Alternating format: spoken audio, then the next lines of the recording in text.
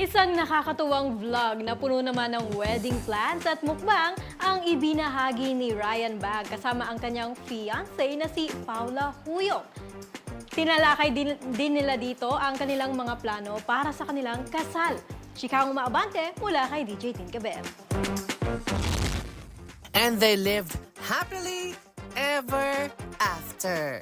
Yan ang say ng mga madlang netizen at mga chismosa nating kapitbahay sa vlog ng It's Showtime host na si Ryan Bang na may title na Wedding Planning and Mukbang at Pablo Restaurant. Yes mga suki, tama ang inyong narinig. Wedding planning at mukbang nga ang content ni Ryan sa kanyang YouTube channel. Kasama ni Ryan sa vlog ang kanyang fiancé na si Paula Huyong.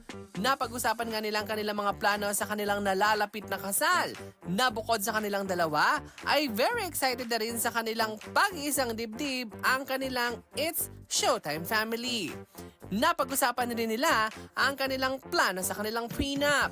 Biro ni Ryan, bet daw niyang maging bride at magsuot ng wedding gown, habang si Paula naman ang magiging groom. Pero ang ikinaloka ng mga fanay ay ang wish ni Ryan na 4 seasons prenup, pero simple at low budget lang.